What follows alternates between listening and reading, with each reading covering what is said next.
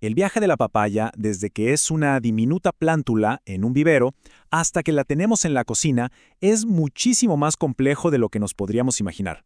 Es una historia que combina una precisión casi quirúrgica, botánica pura, y la verdad, una ciencia fascinante. Para entender bien esta historia, vamos a dividirla en 5 etapas clave. Primero, nos sumergiremos en el mundo de la papaya. Luego, veremos cómo es su comienzo perfecto en el vivero y cuáles son los secretos para sembrar con éxito. Después, descubriremos su increíble vida secreta. Y al final, veremos cómo se cosecha la gran recompensa.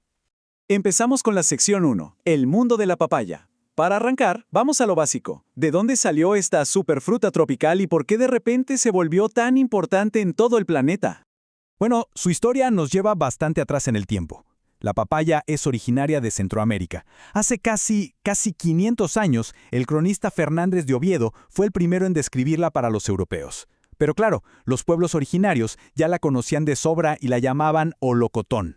¿Pero por qué se hizo tan popular en todo el mundo? Bueno, por un lado es una bomba nutricional, está llena de vitaminas, es baja en calorías y además es rica en papaína, una enzima que nos ayuda muchísimo con la digestión.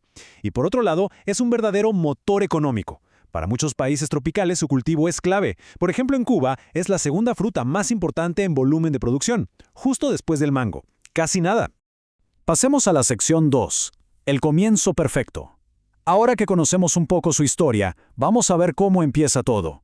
Y es aquí donde la ciencia toma el control total, en las primerísimas y más críticas etapas de la vida de la papaya, dentro del vivero.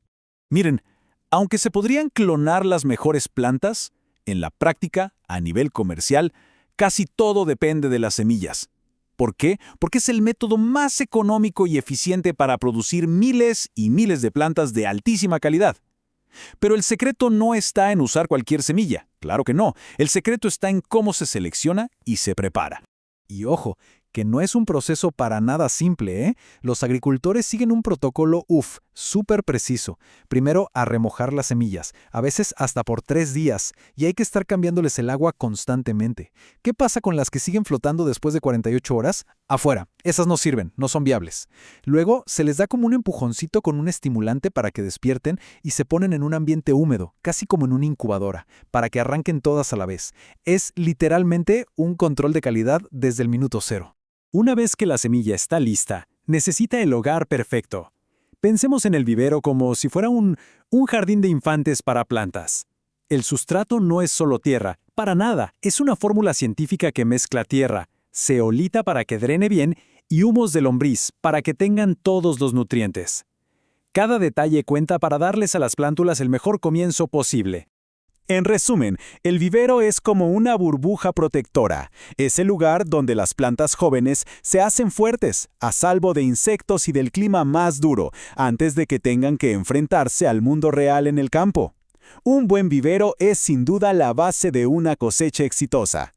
Sección 3. Sembrar para el éxito. Muy bien. Una vez que las plántulas están fuertes y listas para salir de esa burbuja protectora del vivero, ¿qué necesitan del entorno para de verdad prosperar? Vamos a ver las exigencias de esta planta. La papaya es bastante exigente. Necesita un suelo profundo con un drenaje excelente. No soporta para nada los encharcamientos. La temperatura tiene que ser cálida, idealmente entre 23 y 26 grados. Necesita una cantidad de lluvia muy específica, una humedad alta. Y sobre todo, muchísimas horas de sol directo. Es una planta tropical de pies a cabeza. Y miren esto, porque aquí se ve otro nivel de precisión increíble, el espacio. Los agricultores no plantan así nomás al azar, no. Calculan la distancia exacta entre cada planta para meter la mayor cantidad de árboles por hectárea, pero sin que se peleen entre ellas por la luz o los nutrientes. Es increíble cómo un pequeño ajuste como usar un sistema de doble hilera puede hacer que quepan casi 1000 plantas más por hectárea. ¡1000 más! Es todo un juego de estrategia. Y claro, a medida que crecen, su sed se dispara. Miren este gráfico. En los primeros 2 meses, una hectárea necesita unos 25 metros cúbicos de agua al día. Pero para los 8 meses, cuando la planta ya está produciendo frutos, esa necesidad se dispara a 150 metros cúbicos. ¡Es una locura! Así que gestionar el riego es, sin duda, algo fundamental. Ahora sí, entramos en la parte más compleja y para mí la más fascinante de todas, sección 4, la vida secreta. Aquí es donde vamos a explorar la botánica que define el sexo, las flores y al final de todo, la forma y la calidad del fruto que nos comemos. Aquí está el gran secreto.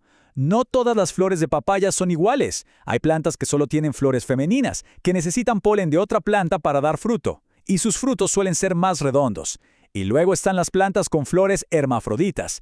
Estas tienen partes masculinas y femeninas, así que se pueden autopolinizar y aquí está la clave. Producen esos frutos alargados y cilíndricos que son los reyes del mercado. Y aquí podemos ver la diferencia clarísima. A la izquierda, la flor femenina, con ese pistilo grande y redondo. A la derecha, la flor hermafrodita. Se pueden ver los estambres masculinos rodeando el pistilo, que ya desde el principio tiene una forma más alargada. La forma de la flor básicamente nos dice cómo va a ser el fruto. Pero a veces la naturaleza se pone un poco extraña. Cuando hay estrés, como por ejemplo bajas temperaturas, puede ocurrir algo llamado carpeloidía. Los estambres masculinos de una flor hermafrodita se transforman en partes femeninas, y esto crea un fruto todo deforme que los agricultores le llaman cara de gato. Es un ejemplo increíble de cómo el ambiente puede alterar la genética de una planta. Entonces, aquí viene la matemática que le importa a cualquier agricultor. Si una flor hermafrodita se autopoliniza, sus semillas van a dar una descendencia súper predecible. Anoten, 2/3, el 66%, serán plantas hermafroditas, de las que dan buen fruto. El otro tercio, el 33%, serán plantas femeninas, que también dan buen fruto. Y lo más importante, ¿saben qué? 0% de plantas masculinas, que no producen nada. Así que, ¿cuál es la jugada maestra? Pues seleccionar semillas de estas flores. Es la estrategia ganadora, sí o sí. Y claro, toda esta ciencia tiene un solo objetivo. Con eso llegamos a nuestra última sección, cosechando la recompensa. Este es el momento de ver cómo todo ese conocimiento se transforma en el fruto que vemos en el mercado. El ciclo de vida comercial de una papaya es rápido, muy eficiente. Las flores aparecen a los 3 o 4 meses. Para los 9 meses ya se están cosechando los primeros frutos, pero la ventana de rentabilidad es súper corta, termina más o menos a los 22 meses. Y es increíble pensar que aunque una planta podría vivir hasta 20 años, su vida útil comercial no llega ni a los 2. Pero detrás de tanta ciencia, también hay historias muy humanas. Una de las variedades más famosas del mundo, la Maradol roja, tiene un origen encantador. La desarrollaron en Cuba Adolfo Rodríguez y su esposa María Nodal. ¿Y el nombre? Simplemente combinaron los suyos, Mar de María y Adol de Adolfo. Un toque súper personal en un gigante de la agricultura. Y este es el resultado final de todo ese trabajo. Cada paso que hemos visto, desde elegir la semilla y preparar el sustrato, hasta manejar el agua y entender la genética de las flores, todo culmina en esta imagen. Un árbol sano, cargado de fruta, la recompensa de un cultivo hecho con una precisión milimétrica. Así que, para terminar, queda una pregunta en el aire. La próxima vez que veamos una papaya, ya sea en el supermercado o en la cocina, ¿nos acordaremos de todo este viaje increíblemente complejo que hizo? Un viaje que empezó con una sola semilla, seleccionada y cuidada con un montón de ciencia para poder llegar hasta nuestra mesa.